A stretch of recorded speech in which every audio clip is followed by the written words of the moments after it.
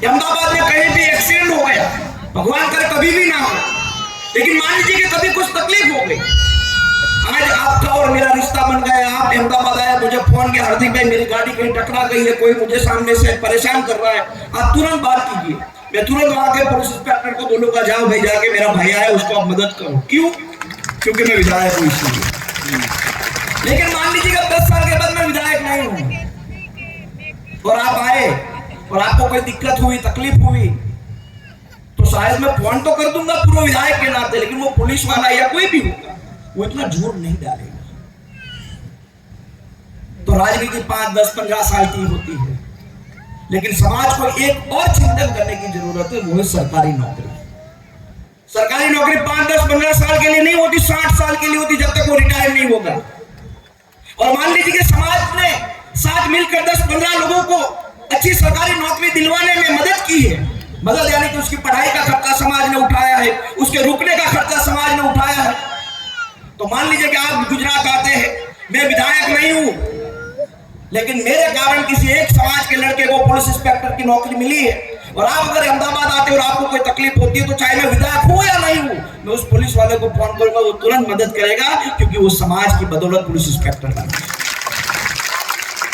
ये काम हमको करना है, और ये काम हमें छोटे मोटे तरीके से नहीं, उसको पार्ट में, यानी कि एक भाग में ये काम, दूसरे भाग में वो काम। अभी चुनाव आ रहा है इसलिए सब इकट्ठे हो रहे हो, चुनाव के बाद देखते हैं कितने इकट्ठे होते हैं। चुनाव आ रहा है, 24 का चुनाव आ रहा है, ये विधानसभा का चुनाव आ रहा है, इसलिए हम समाज की जागृति की बात करते हैं। लेकिन अगर ये अलग जगानी है तो चुनाव के बाद भी आने वाले 5 साल तक अगर अलग जगाओगे तब जाके हम सफल हो पाएंगे। ये 1-2 साल का खेल है जिसमें हम सफल हो पाएंगे। मेरा आंदोलन 2015 में शुरू हुआ और मैं तो उस टाइम सिर्फ 21 साल का था, और समाज के आप जैसे कई सारे लोगों ने मेरे माथे पे हाथ रख दिया था कि ये लड़का तू सिर्फ निमित्त है, तू ये मत सोचना तू नेता है। मैं निमित्त मानता था अपने आप को कि ये काम करने के लिए सिर्फ मैं निमित्त बना हूं, लेकिन करेगा कौन? ये सब लोग, ये जो मंचस्थ जो हमारे प्रमुख लोग हैं वो सिर्फ निमित्त है।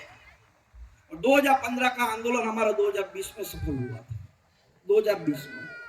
और एक बात बहुत ही स्पष्ट रूप से मानता हूं मैं प्रेम जी, उदयलाल जी, कि समाज का जो मंच होता है उसमें कई लोग बोलते हैं कि ये राजनीतिक मंच नहीं है, यहाँ से राजनीतिक बातें नहीं होनी चाहिए, समाज का मंच है। सही बात है, ये समाज का मंच है, ये राजनीति की बातें यहाँ नहीं होनी चाहिए, लेकिन बिना राजनीति के भी समाज में नहीं चल सकता।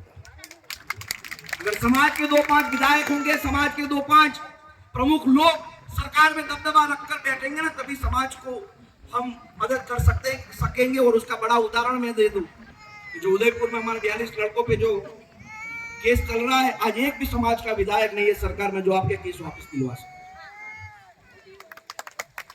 एक भी आदमी अपना नहीं है कि जो गुजरात, राजस्थान सरकार के पास जाके कहे कि ये 42 लड़के हमारे हैं। जो परिस्थिति ऐसी बन गई थी, गलत केस लग गए, उसमें कई सारे ऐसे नौजवान हैं जो सरकारी नौकरियों की तैयारी करते हैं।